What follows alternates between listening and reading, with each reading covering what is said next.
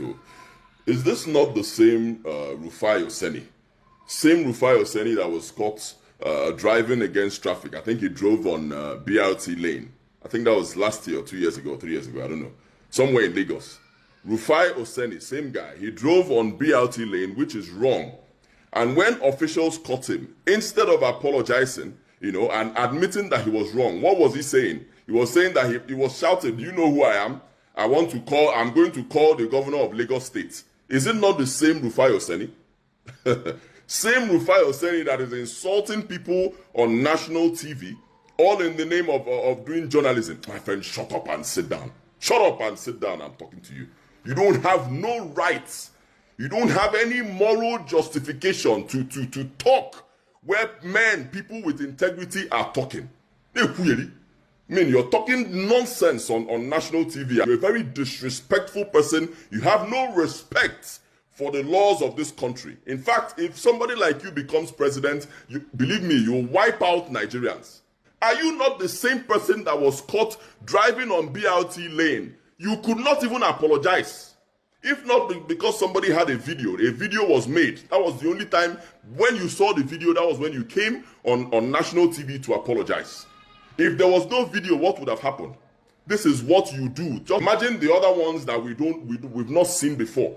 How can you invite somebody? Gbajúmọ̀ òṣèré tíátà àti èdè Gẹ̀ẹ́sì Yul Edochie ní àwọn nǹkan mélòó láti sọ nípa gbajúmọ̀ sọ̀rọ̀sọ̀rọ̀ ti orí tẹlifíṣọ̀n Rufai Oseni látàrí aáwọ̀ kan tó ṣẹlẹ̀ níbi ìfọ̀rọ̀wánilẹ́nuwò kan tó ṣẹlẹ̀ láàrin Rufai yìí àti ọmọkùnrin kan tó jẹ́ àwọn ará ẹgbẹ́ òṣèlú APC tí a mọ̀ sí Jésù Tẹ́gà Ọ̀nàpàṣà.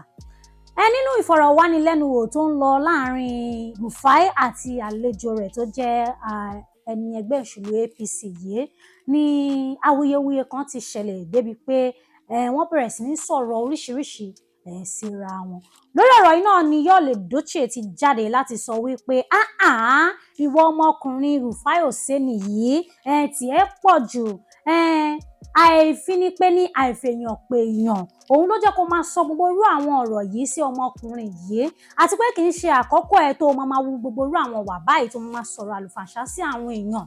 Kí ni nǹkan tó jẹ́, kí ni nǹkan tó jámọ́ gangan? Dákun lọ wábì kan fìdí ẹ̀ lé kó jókòó kó jẹ́ ká gbọ́ràn. Torí wípé òun rántí ìgbà kan náà rí tí ọ̀rọ̀ ṣẹlẹ̀ láàrin ìwọ̀n àti àwọn onílasma tó lè jẹ́ pé ìwọ ló jẹ̀bi tó jẹ́ pé ibi tó yẹ kó o gbà kọ́ ló gbà tó bẹ̀rẹ̀ sí ní pariwo do you know who I am? Ṣé o tiẹ̀ mẹ́ni tí mo jẹ́ rárá? Ẹ̀yin tèmi. Fún gbogbo àwọn èèyàn tí wọ́n mọ Rufai Oseni ni wọ́n mọ̀ pé ẹni tó máa ń sojú abẹ níkò ni kò ń wojú ẹnì kankan kó tó sọ̀rọ̀. Ṣùgbọ́n ǹjẹ́ ọ̀rọ̀ tó ṣẹlẹ̀ yìí ǹjẹ́ ó dà pó kù díẹ̀ káàtó? Àbí kí lẹ rí sí lórí ọ̀rọ̀ yìí ẹ̀yin tèmi? Ẹ jẹ́ ká máa mọ̀ nínú comment section. Is to respect your guests. If you have a guest and you're talking in a particular manner and the guest does not like it, first thing you do is to apologize to that guest. Make the guest feel comfortable, then you continue with your question. How can you tell a guest that if the guest is not comfortable, the guest is free to walk out of the studio, and you call yourself a journalist? What nonsense. Who taught you journalism? Rufai, I am talking to you, Rufai Oseni. You're not better than anybody out there.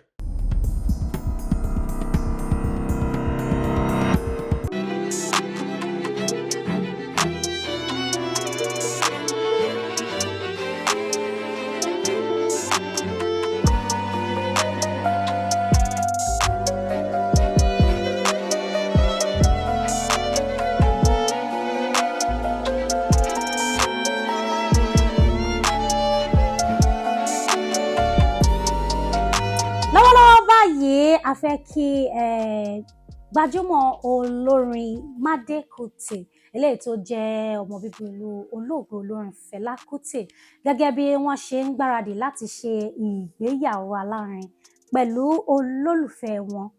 Lọ́wọ́lọ́wọ́ báyìí a ti rí àwọn fọ́nrán kan lórí ayélujára eléyìí tí àwọn àti ìyàwó àfẹ́sọ́nà wọn yìí tí wọ́n jọ ń ya fọ́tò eléyìí táwọn olóyìnbó ń pè ní pre-wedding shoot. Ẹ̀yin tèmi ó wá ga báyìí o eléyìí gbọ́dọ̀ kan gbogbo wa o. A kí wọn ń pé wọn kú oríire náà, ayọ̀ náà á bá wọn kalẹ̀.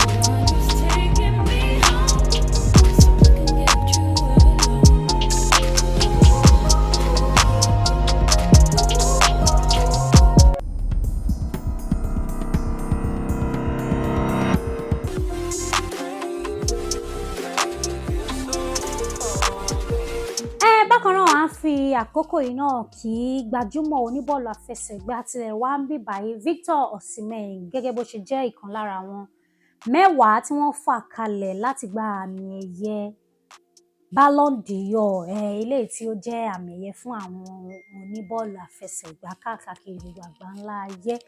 Bó tilẹ̀ jẹ́ wípé lọ́tẹ̀ yìí kò já mọ́ wọn lọ́wọ́, ṣùgbọ́n ń pé wọ́n tiẹ̀ fà wọ́n kalẹ̀ lásán láti jẹ́ ìkan lára àwọn 10 tí wọ́n fà kalẹ̀ tí wọ́n dẹ̀ mú ipò kẹjọ. A kí wọn ń pé wọn kú oríire torí pé oríire náà ni oríire ńlá ló jẹ́ fún wọn.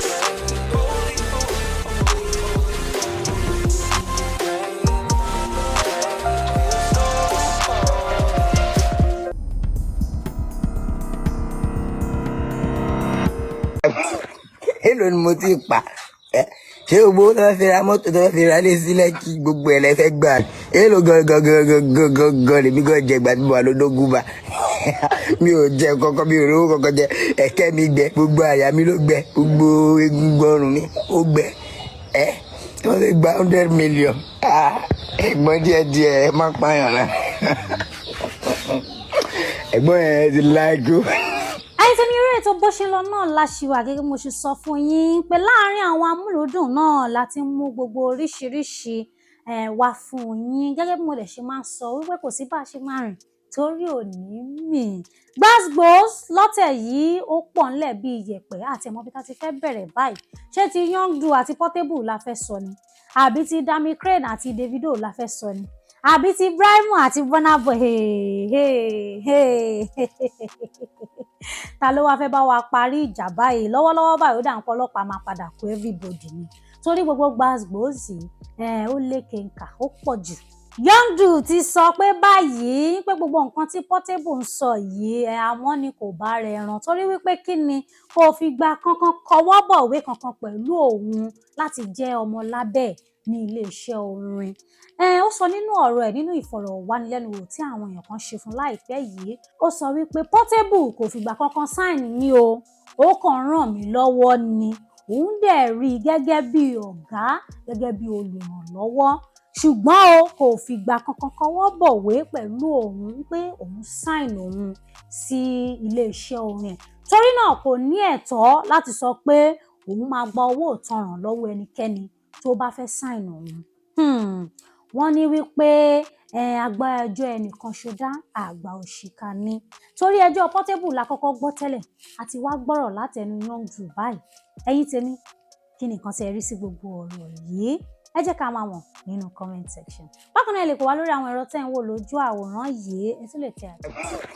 Èló ni mo ti pa ṣé gbogbo tó fẹ́ fi ra mọ́tò tó fẹ́ fi ra lé sílẹ̀ kí gbogbo ẹ̀ lẹ́ fẹ́ gbà èló gangan lèmi gan jẹ ìgbà tí mo wà lódógún bá mi ò jẹ kankan, mi ò rówó kankan jẹ, ẹ̀kẹ́ mi gbẹ, gbogbo àyà mi ló gbẹ, gbogbo egungun ọrùn mi ó gbẹ tí wọ́n fi gba 100 million ẹ̀gbọ́n díẹ̀ ẹ má pààyàn náà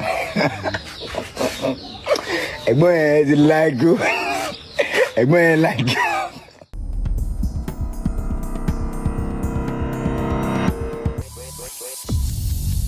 It was the best of times in Zaleko, but nothing could last long. Jeju ayé, òde máa jeju ẹ̀.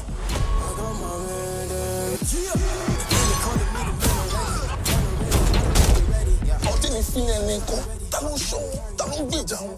Òṣèré tíátà Tóbi Bakre tóun náà jẹ́ ìkan lára àwọn tí wọ́n jáde ní ilé ẹlẹ́wọ̀n àgbà ti jáde láti wá fi ọ̀rọ̀ ìdúpẹ́ fún gbogbo àwọn olólùfẹ́ rẹ̀ pátápátá látàrí àmì ẹ̀yẹ eléyìí tí ó ṣẹ̀ṣẹ̀ gbà ní ọ̀dọ̀ AMA Awards gẹ́gẹ́ bí ó ṣe gba àmì ẹ̀yẹ Best Actor in Leading Role. ẹ̀yin tèmi gbogbo yín náà lẹ kúkú mọ̀ wípé láàrin gbogbo àwọn tí wọ́n jáde ní ilé ẹlẹ́bùn àgbà tí ó di wípé wọ́n ti fara bọ iṣẹ́ òṣèré tíátà yìí Tóbi Bakre ó jẹ́ kan lára àwọn tí wọ́n ń ṣiṣẹ́ takuntakun gbogbo náà la rí àwọn ipa tó kó nínú sinimá Gangs of Lagos àti àwọn oríṣiríṣi sinimá eléyìí tí ó ti kópa nínú ẹ̀ mo lérò wípé àmì ẹ̀yẹ tí ó gbà yìí ó tó bẹ́ẹ̀ ó jù bẹ́ẹ̀ lọ ó tọ́ sí lẹ́nu bákan náà ni gbogbo àwọn èèyàn gbogbo àwọn olólùfẹ́ rẹ̀ náà kí n pé ó kú oríire oyè àmọ́re.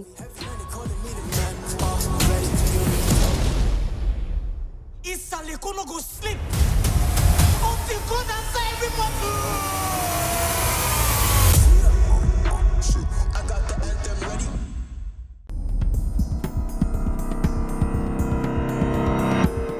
Gbọ́ngàn tí mo ń try láti sọ fún yín ni pé mi ò fẹ́ kó níjó ilé bàbá ẹ̀ o. Àwọn bàbá tí wọ́n tẹ̀lé ìdó àwọn bàbá tán bí mi ni. Wọ́n fẹsẹ̀ rìn wọn. Orí ni bàbá mi fi wọnú ìlú yìí. Tó bá ń sọ pé ẹlẹ́pọ̀n jẹ́pọ̀n ọmọ àsùpá ló máa kọ́kọ́ yó o. Ọmọ táwọn mú yìí lórí irọ́ pé kò sí nǹkan kan tó lọ nínú palace mi ò mọ̀ oníkàkú ló lé èèyàn tiẹ̀ pẹ̀lú babaláwo rọ́ tó dá fọ́tájòjì tán dẹ̀ mú wá Mẹ́ta sọ fún wọn wípé eléyìí tẹ́ ìwé àwa ò ní wí o ohun tí fáwí làwọn sọ yìí o. àwọn ọlọ́jọ́ ìbí ẹ̀mí ẹ̀ á ṣe púpọ̀ fẹ̀sọ̀ máa jó ìjó ní nǹkan bẹ́ẹ̀ ni lọ́wọ́lọ́wọ́ báyìí ẹ jẹ́ ká kí gbajúmọ̀ òṣèré tíátà kò wá ṣe gbajúmọ̀ lásán àgbà òṣèré tíátà Táíwò Hassan tí gbogbo yín mọ̀ sí Ògògó Kúlódò a kí wọn fún ayẹyẹ ọjọ́ ìbí tí wọ́n ṣẹ̀ṣẹ̀ ṣe kọjá igba ọdún kan ni gbogbo àwọn olólùfẹ́ wọn pátápátá lórí ayélujára náà ni wọ́n ń ké wọn lórí ọjọ́ ìbí tí wọ́n ṣẹ̀ṣẹ̀ ṣe kọjá yìí ọ̀rẹ́ ọmọ lọ́jọ́ ìbí tí àwọn náà jẹ́ àgbà òṣèré tíátà tí wọ́n sì jẹ́ akẹgbẹ́ wọn pàtàkì nídìí iṣẹ́ yìí Alhaji Yinka Quadri àwọn náà ń fi kíkí wọn ránṣẹ́ sí ọmọ lọ́jọ́ ìbí wọ́n kí wọn ní mẹ́sàn-án mẹ́wàá nípa ọ̀rọ̀ tí wọ́n fi ránṣẹ́ sí wọn lórí ayélujára bó tilẹ̀ jẹ́ pé à ń gbọ́ àwọn àhesọ kan ń pé ọ̀rẹ́ tó wà láàrin àwọn méjèèjì yìí kò dán mọ́rán mọ́ bí ìgbà pé bóyá ó ní aáwọ̀ kan tó ṣẹlẹ̀ láàrin wọn ṣùgbọ́n báyìí ẹ sinmi ẹ̀dọ̀ torí pé a rí wípé Alhaji Yinka Quadri wọ́n kí Alhaji Táíwò Hassan fún ayẹyẹ ọjọ́ ìbí tí wọ́n ṣe fún gbogbo ẹ̀yin tí a bá ń sọ àhesọ oríṣiríṣi lọ́tùn lósì ṣé ẹ̀yin náà ti wá fojú ara yín rí báyìí ibi tí ò sọ́tẹ̀ ẹ má jẹ́ ká fọ̀tẹ̀ síbẹ̀ ẹ̀yin tèmi a ṣẹ̀ṣẹ̀ mẹ́yẹ bọ̀ lápò lórí ètò bó ṣe ń lọ ni ẹ máa bá wa kálọ.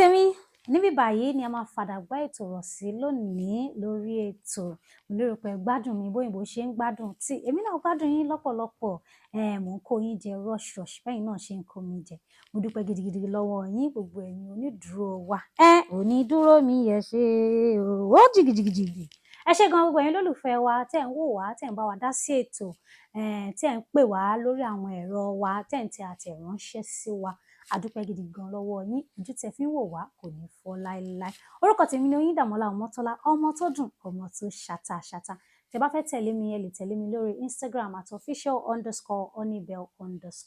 bákan náà ni ní iléeṣẹ́ wa ní Kilarigbo gẹ́gẹ́ bí mo ṣe máa ń sọ fún yín pé a máa ṣe àkálẹ̀ ètò ilé ètò múnádóko fún gbogbo oríṣiríṣi ayẹyẹ tẹ́ ẹ bá fẹ́ ṣe fún gbogbo ẹ̀yin tẹ́ wá ń ṣe òwò lóríṣiríṣi gbogbo ẹ̀ tẹ́ ń ṣe káràkátà ẹ kàn sí wa ká bá ń ṣe ìpolówó ọjà ilé ètò múnádóko. Bákan náà ni fún gbogbo ẹ̀yin tẹ́ bá nífẹ̀ẹ́ láti ṣe onígbọ̀wọ́ ètò yìí, ẹ kàn sí wa láti lè bá wa ṣe onígbọ̀wọ́ lórí àwọn ẹ̀rọ tẹ́ ń wò lójú àwòrán yìí, òun náà ni ẹ ti máa kàn sí wa. Ẹ̀yin lólùfẹ́ mi, ohùn mi kí n má lọ, ṣùgbọ́n a ó ti máa pàdé lọ́jọ́ míì, ọjọ́ olóore. Ó dàbọ̀.